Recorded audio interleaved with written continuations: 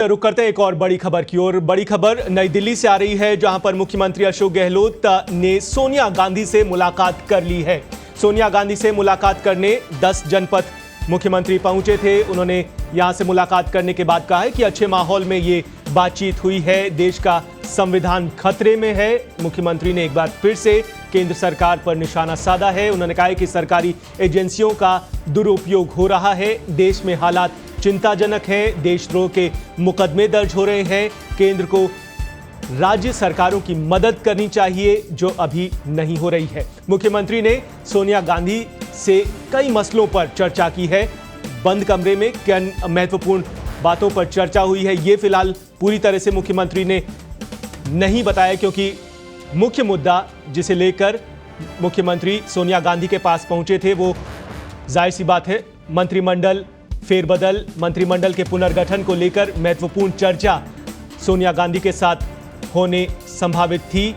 लेकिन इस सिलसिले में शायद उन्होंने अपनी प्रतिक्रिया नहीं दी है। उन्होंने जो ज़्यादातर वे अपनी प्रतिक्रिया देते हैं, केंद्र सरकार पर निशाना साधते हैं, उन्होंने यही बात मीडिया से कही है।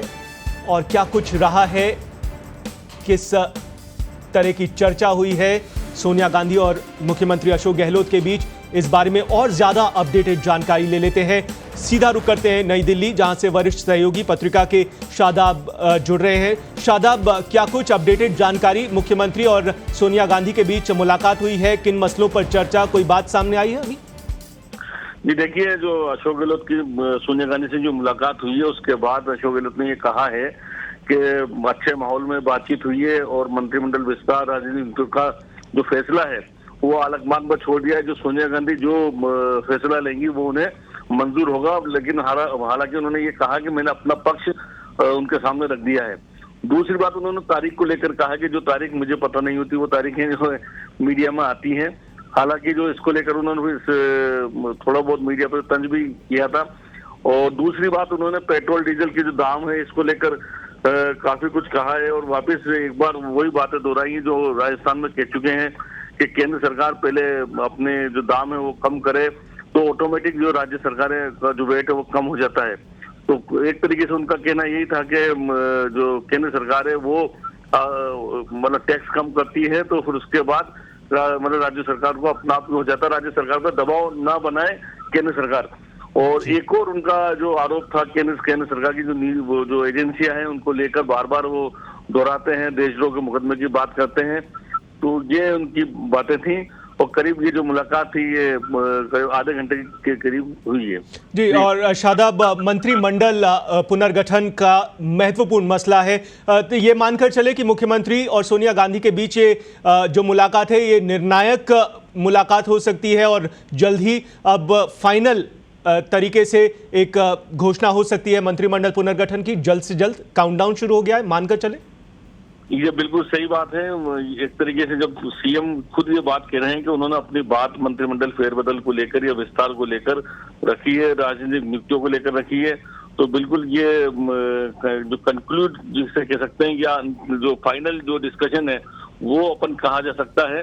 और बहुत जल्द इसके बाद जो मंत्रिमंडल फेरबदल है उसकी तारीख का खुलासा भी हो सकता है आने वाले 2-4 दिन में। जब ये राजस्थान आज जैसे जयपुर वापस लौट जाएंगे अशोक गहलोत, तो उसके बाद राज्यपाल भी अभी फिलहाल दिल्ली में है, वो भी कल या परसों तक लौटेंगे। उसके आने वाले जो एक हफ्ता है वो बड़ा महत्वपूर्ण है इसको लेकर।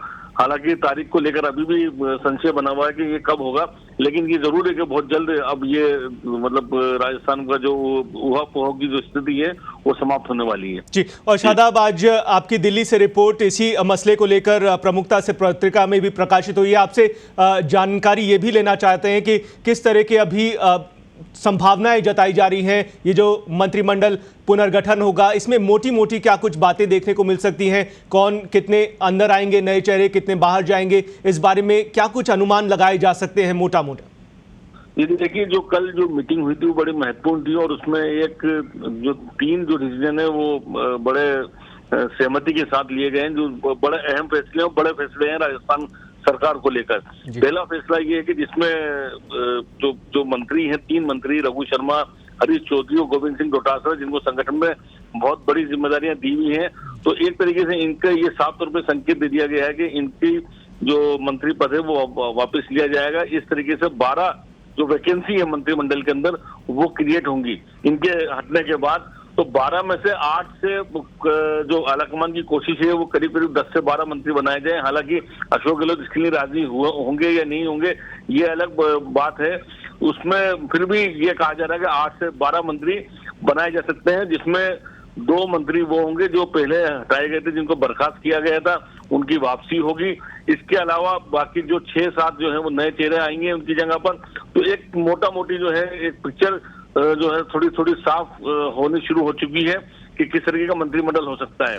दूसरी बात जी बताएं दूसरी बात जी। दूसरी बात एक इसको लेकर ये जो राजनीतिक नियुक्तियां हैं उनमें भी एक जो एमएलए है उनको एडजस्ट किया जा सकता है पॉलिटिकल अमेंडमेंट के थ्रू, एक ये बात भी हुई है। लेकिन उसमें किसका कितना शेयर होगा इसको लेकर अभी भी थोड़ा सा डिस्कशन चल रहा है और ये हो सकता है आने वाले दिनों में पता लगेगा। तीसरी बात ये इन सब बातों को लेकर जो प्रपोजल जो तैयार किया गया है, ये जो प्रभारी जनरल सेक्रेटरी राजस्थान के अजय माकन है वो सोनिया गांधी के पास आज या कल जा सकते हैं। इसको लेकर वो अंतिम मोहर लग सकती है क्योंकि अशोक गहलोत से बात हो चुकी है। तो अब जो भी फाइनल डिसीजन है वो सोनिया गांधी को लेना है। जी और शादाब, मंत्रिमंडल पुनर्गठन में एक नाम हमेशा लगातार चर्चा में बना हुआ है, पूर्व उप मुख्यमंत्री सचिन पायलट का।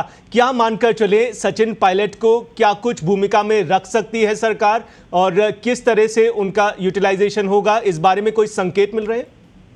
जी देखिए, संकेत इनका सचिन पायलट के लिए यही है कि वो कांग्रेस की कोशिश है कि उनका ज्यादा से ज्यादा यूटिलाइज आने वाले जो 5 राज्यों के चुनाव हैं, 5 और उसके अलावा 2 राज्यों में फिर बाद में चुनाव होंगे जिसमें गुजरात और हिमाचल प्रदेश है जो कि अगले साल के अंतिम समय में होंगे।